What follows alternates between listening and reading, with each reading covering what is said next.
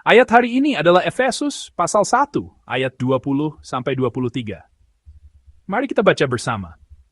Yang dikerjakannya di dalam Kristus dengan membangkitkan dia dari antara orang mati dan mendudukan dia di sebelah kanannya di sorga, jauh lebih tinggi dari segala pemerintah dan penguasa, dan kekuasaan dan kerajaan, dan tiap-tiap nama yang dapat disebut, bukan hanya di dunia ini saja, melainkan juga di dunia yang akan datang.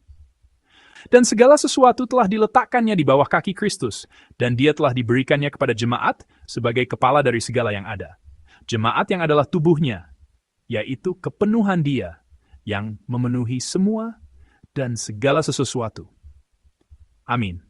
Kita sedang bersama-sama merenungkan kitab Efesus, sebuah kitab dalam Alkitab yang dengan jelas mengungkapkan kristologi yang membahas tentang siapa Yesus Kristus, dan eklesiologi yang membahas tentang apa itu gereja, yaitu persekutuan orang-orang kudus yang mengikut Yesus Kristus. Nas firman Tuhan hari ini, yang merupakan kelanjutan dari kemarin, mencatat doa yang dinaikkan Paulus kepada Allah, yang berisi harapan agar jemaat di Efesus dapat mengenal Allah dengan lebih dalam lagi. Namun, jika kita mengamati doa ini dengan saksama, kita akan menemukan bahwa di dalamnya, baik kristologi maupun eklesiologi, keduanya menyatu secara alami dan harmonis. Paulus meleburkan apa yang ia yakini tentang Allah ke dalam doanya, dan karena keyakinan itulah, ia dapat berdoa dan dengan berani memberkati jemaat di Efesus. Selama kita merenungkan firman ini bersama-sama, saya berharap Roh Kudus menyertai kita, sehingga kita pun dapat mengenal Allah yang kita percayai dengan lebih dalam dan meyakini anugerah yang telah Dia berikan.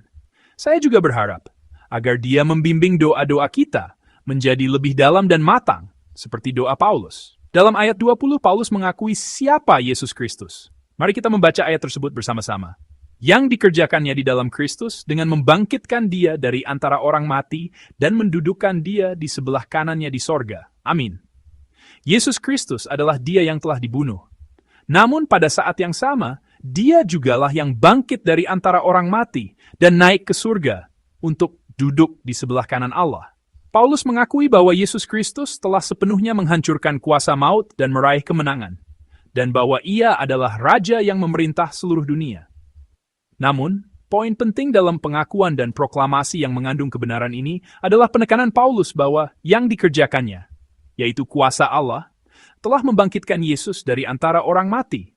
Ini dengan jelas menegaskan bahwa kebangkitan Yesus bukanlah sesuatu yang Ia capai sendiri, melainkan sebuah peristiwa di mana Allah turut campur tangan dan berkarya. Sebenarnya bukan hanya Paulus, tetapi juga para penulis Perjanjian Baru, ketika mencatat dan bersaksi tentang kebangkitan Yesus, seringkali memberitakan bahwa Allah telah membangkitkan putranya yang tunggal. Mengapa Allah disebutkan ketika berbicara tentang kebangkitan?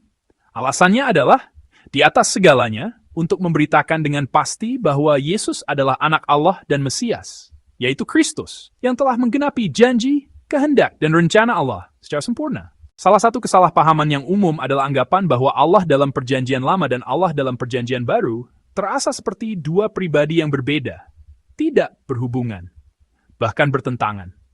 Bagaimana mungkin Allah yang murka terhadap dosa dan tidak akan membiarkannya begitu saja, serta menghakiminya dalam Perjanjian Lama, bisa menjadi pribadi yang sama dengan Allah yang mengampuni dosa dan merangkul dengan kasih dalam Perjanjian Baru? Pertanyaan yang memberatkan dan menakutkan ini terkadang membuat kita ingin mengesampingkan Perjanjian Lama dan hanya mengambil Perjanjian Baru yang lebih lembut, serta berharap dapat menikmati kenyamanan dari hal itu. Namun, bagi Paulus dan para penulis Perjanjian Baru lainnya, Perjanjian Lama adalah bagian penting yang tidak pernah bisa diabaikan atau dikesampingkan. Injil yang mereka beritakan, Injil yang mereka percayai, adalah Injil yang selalu harus menyertakan Perjanjian Lama. Injil yang harus dimulai dari Perjanjian Lama.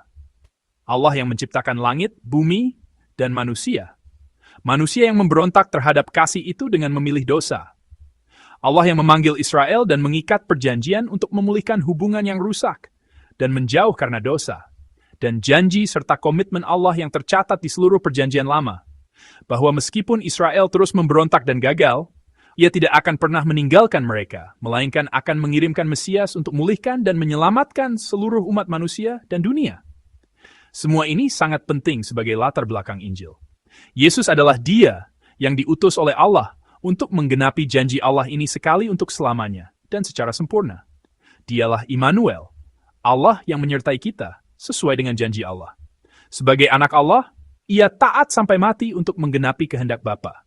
Dan Allah membangkitkan Yesus yang telah menjadi kurban persembahan dengan menanggung semua dosa dunia. Dengan kuasanya yang maha kuasa, yang telah menciptakan langit dan bumi dengan firman-Nya, Allah membuat Yesus menang atas maut dan bangkit. Melalui kebangkitan, Allah membuktikan bahwa Yesus sesungguhnya adalah anak Allah yang benar, pribadi yang meremukkan kuasa dosa dan maut sepenuhnya, serta memberikan hidup kekal dan keselamatan kepada manusia. Demikianlah Allah yang telah membangkitkan Yesus dari kematian, kemudian mengangkatnya kembali ke surga dan mendudukannya di sebelah kanannya. Seperti yang diungkapkan dalam nas hari ini, ayat 21 dan 22, Allah menjadikan Yesus jauh lebih tinggi dari segala pemerintah dan penguasa di dunia ini dan di dunia yang akan datang, dan menjadikannya raja yang menaklukkan serta memerintah seluruh dunia. Bahwa dunia ini sekarang tidak lagi di bawah kuasa dosa dan maut, melainkan di bawah pemerintahan Yesus Kristus yang telah bangkit dan menang. Itulah isi dan proklamasi Injil. Apakah Anda mempercayai kebenaran ini? Amin. Namun, ketika mendengar proklamasi Injil ini bahwa Yesus telah menjadi raja, kita mungkin bersuka cita, tetapi pada saat yang sama merasa gelisah. Kegelisahan bahwa mungkin Yesus tidak berbeda dengan raja-raja lainnya. Kita telah melihat dan mengalami begitu banyak raja yang mengatakan bahwa mereka mencintai rakyatnya, tetapi pada kenyataannya hanya memandang mereka sebagai alat untuk menumpuk kekayaan dan kemuliaan pribadi, serta mengeksploitasi mereka.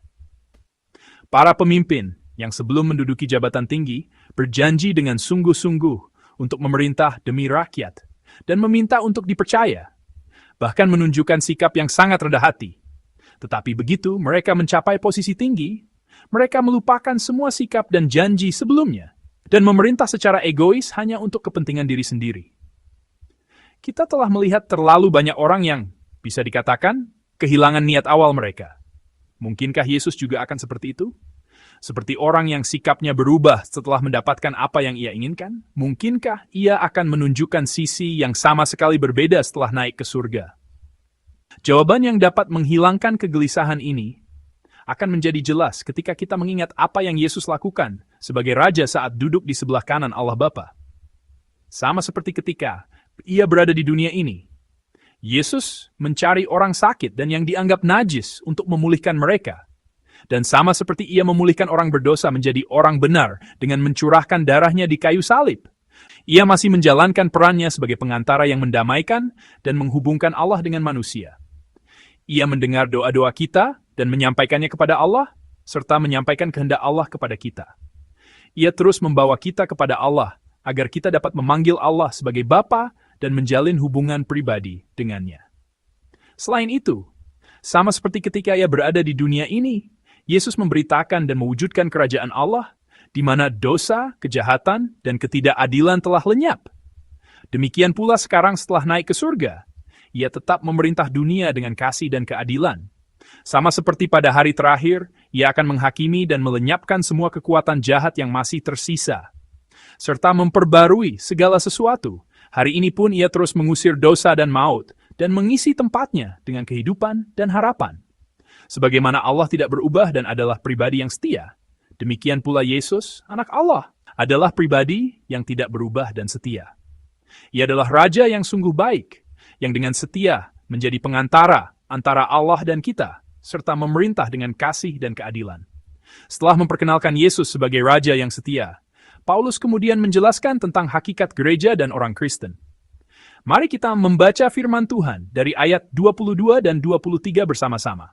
Dan segala sesuatu telah diletakkannya di bawah kaki Kristus, dan dia telah diberikannya kepada jemaat sebagai kepala dari segala yang ada. Jemaat yang adalah tubuhnya, yaitu kepenuhan dia, yang memenuhi semua dan segala sesuatu. Amin. Yesus Kristus menjadi kepala jemaat, dan jemaat menjadi tubuhnya. Sebagaimana tubuh tidak dapat berfungsi dengan baik dan hidup tanpa kepala, demikian pula gereja tidak akan pernah bisa ada secara utuh tanpa Yesus Kristus. Paulus menulis bahwa hanya ketika gereja tinggal di dalam Yesus yang memerintah segala sesuatu dan memenuhinya dengan kehidupan, dan hanya ketika kuasa kasih Yesus memenuhi gereja, barulah gereja dapat benar-benar menjadi gereja. Dan ketika gereja menjadikan Yesus sebagai kepala, Itu berarti setiap orang Kristen yang berkumpul bersama untuk bersyukur atas kehidupan baru yang diperolehnya melalui anugerah Allah dan menyembah Allah, mengingat dan mempraktikkan ajaran Yesus, serta menjadi serupa dengannya. Itu berarti memberitakan nama Yesus Kristus, nama di atas segala nama, dan keselamatan luar biasa yang telah Ia kerjakan. Itu juga berarti, dengan kuasa Yesus Kristus, melakukan kasih dan keadilan seperti yang telah Yesus lakukan, dan membawa banyak orang kepada Allah. Semua ini hanya dapat terjadi ketika Roh Kudus, yaitu Roh Allah yang diutus oleh Yesus, memenuhi gereja dan setiap pribadi secara penuh. Oleh karena itu, di dalam pimpinan Roh Kuduslah gereja dapat menjadi gereja. Jemaat yang terkasih, saya sungguh-sungguh berharap agar firman hari ini, bahwa Allah telah membangkitkan Yesus dan menjadikannya Raja, dapat menjadi sumber sukacita, ucapan syukur, dan juga kebanggaan bagi kita. Kita bukanlah orang-orang yang percaya dan mengikuti berhala mati atau tokoh besar, melainkan Yesus Kristus yang hidup hingga saat ini. Kita adalah umat yang mengikuti dan melayani Raja sejati yang lebih tinggi dari segala kuasa dan memerintah seluruh bumi. Seperti Yesus Kristus yang telah menang, kita adalah anak-anak Allah yang mulia, yang telah mengalahkan dosa dan maut, serta menikmati hidup yang kekal. Saya berharap kita dapat menjalani hari ini dengan berani, dengan percaya, dan bersandar pada pemerintahan, serta perlindungan Raja Yesus Kristus. Selain itu, marilah kita berdoa agar gereja kita dan kita masing-masing mengingat bahwa kita adalah tubuh Kristus, dan agar kita dapat semakin menyerupai Yesus Kristus, kepala kita. Marilah kita hidup kudus hari ini dengan harapan agar orang-orang yang belum mengenal Yesus dapat melihat perbuatan kasih dan keadilan kita yang menyerupai Yesus. Dan melalui itu, mereka dapat menemukan bahwa Yesus adalah Raja. Semoga mereka menyadari betapa diberkatinya mengikuti Raja Yesus, dan semoga mereka juga dapat percaya kepadanya. Di dalam pimpinan Roh Kudus, saya memberkati Anda sekalian dalam nama Tuhan, agar hari ini menjadi hari kemenangan dalam iman, di mana kita mempercayai Raja Yesus Kristus, memberitakannya, dan menjadi serupa dengannya.